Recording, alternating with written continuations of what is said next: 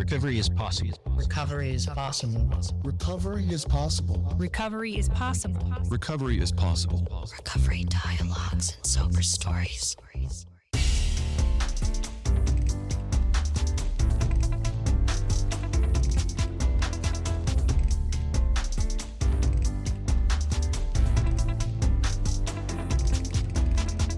Welcome to Recovery Dialogues and Sober Stories. I'm Antonio Matta.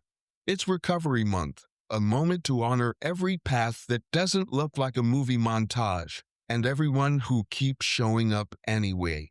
Our house philosophy holds that recovery is about reaching your fullest potential through deliberate life changes that improve your quality of living, powered by self-directed choices and linked to mental wellness and a fulfilled life. Today, we're centering a simple promise backed by research and lived experience. Recovery is emphatically and undeniably possible. We'll name why forcing progress often backfires, a paradox of control. Update the recovery map to a more accurate one with a quiet shift in mental health awareness, and close with a poetic model of self-compassion you can personalize after the show for a note to your past self. Then, outside the poem, because tools make our work easier and safer, we'll walk through 5 10-minute neuroplasticity practices you can try starting today to rewire recovery.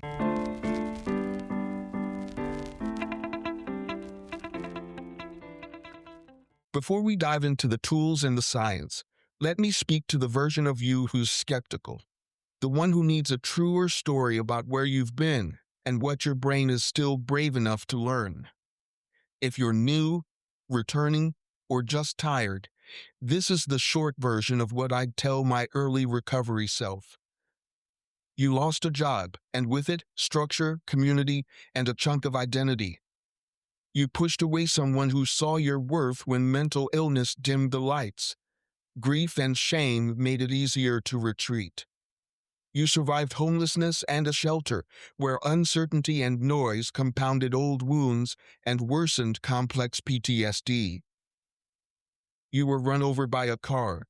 Immobility and fractures layered trauma onto a system already working overtime. Step by step, you moved into a small studio of your own, quiet enough to hear your life again. And then you made a vow through sologamy to stop outsourcing care to people who couldn't or wouldn't give it, and to meet your needs with the devotion you'd been taught to reserve for everyone else. A few bridges that helped, and that will echo throughout today's episode. Control the conditions, not the outcome. The tighter we grip results, the more we spike the threat response and narrow our capacity for change. Safety and pace are not luxuries, they're prerequisites for neuroplasticity. Update the map. Recovery is fundamentally nonlinear. Progress, regression, plateaus, and the quiet periods often mark consolidation, not failure. Expecting waves lowers shame and keeps us in the game. Practice self-compassion as a skill. A kinder internal voice reduces stress physiology and sustains motivation when progress is subtle. It isn't fluff, it's functional. And the data point many of us need, most people seeking recovery do recover by the tens of millions. The brain's pathways are plastic. With support and practice, they change. Hope isn't naive, it's evidence-based.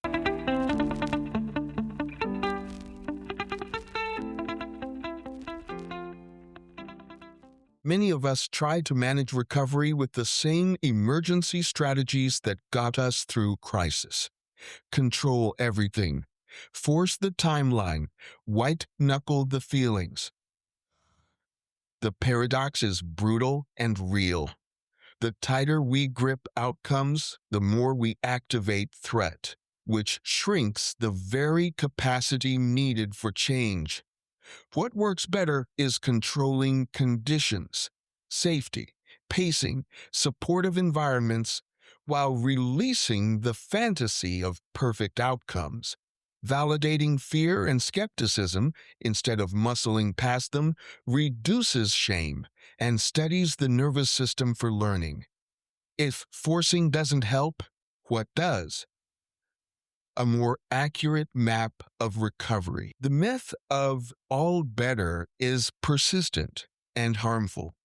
Recovery is nonlinear by design, waves of progress, regression, and plateaus. Those plateaus often signal consolidation, your brain replaying and strengthening new patterns during rest. Expecting this rhythm transforms "I'm failing" into "I'm integrating," which lowers shame and keeps behavior change sustainable. With the map updated, let's put feet on it. Here are 5 10-minute neuroplasticity tools that don't need an appointment or insurance coverage. We can take this kit with us on our updated map of the recovery journey. 1. The timer tool. 10-minute focused tasks. Set a timer for 10 minutes and choose one gentle task. For example, wash dishes, organize a few emails, light stretching. Focus completely until the timer ends, regardless of completion. This builds a clear, felt win and engages executive function while nudging your system from threat toward safety. 2. The tactile tool. Temperature and texture grounding. Alternate holding an ice cube and a warm object, or explore a textured item, describing temperature, weight, and texture out loud for the full 10 minutes. This interrupts anxiety/dissociation by routing attention to present moment safety. 3. The breath tool. Exhale weighted breathing.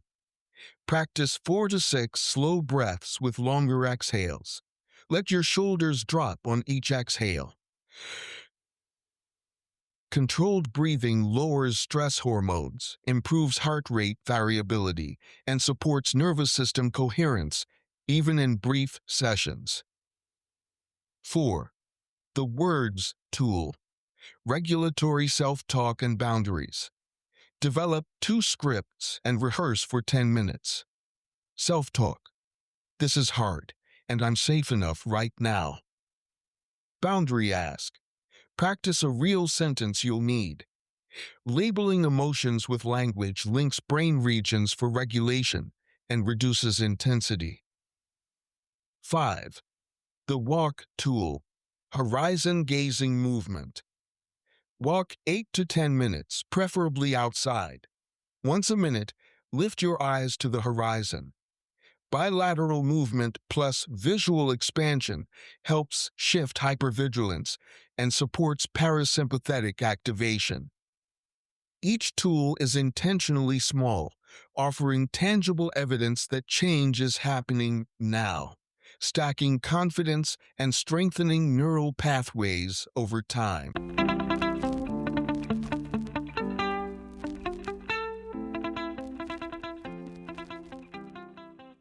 Research supports what many of us feel.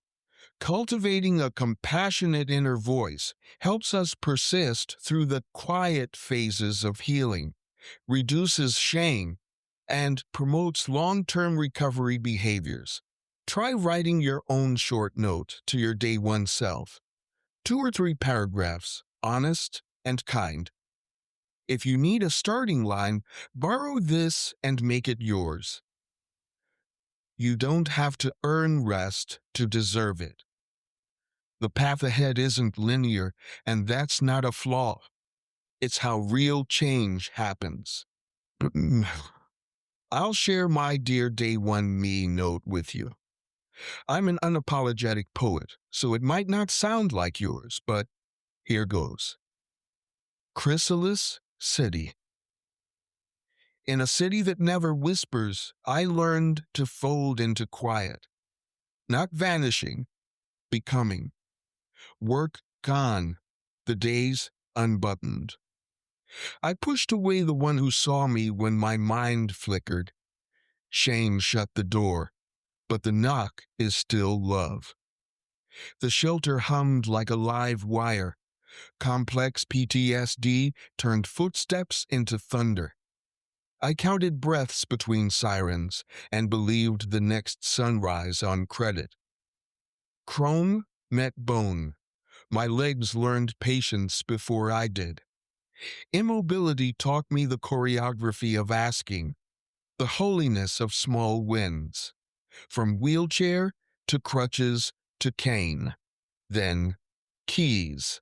A single room, a single window, 1,000 ways to be new. I hung my name on the wall and promised not to leave myself again. I married the person in the mirror. No applause, just a vow. To make a habitat out of kindness, to pace my becoming, to trust the science under the silence. Cocoons look like endings from the outside. Inside, it's all design, softening what no longer serves, building wings no one can see yet. If you're listening from your own chrysalis, bus stop bench, shelter cot, waiting room, know this: the hush is working. When the scene gives, step through gently and spread your wings. You will learn the limitless sky from hopelessness. Thank you for letting me share that with you. Why should we hold on to hope? Because recovery is not only possible, but probable. Studies indicate that 75% of people seeking recovery from substance use problems achieve their goal, with an estimated 29.3 million U.S. adults having resolved significant substance use problems. Recovery rates for mental health treatment show similar promise, with outpatient treatment success rates reaching 78% for those who complete their programs. This is evidence that, with support and practice, brains and lives change.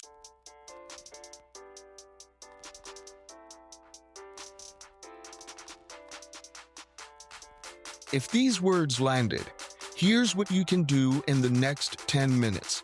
Pick one tool: timer, tactile, breath, words, or walk. Keep it tiny. Let your system register a win. Change becomes believable when it's felt.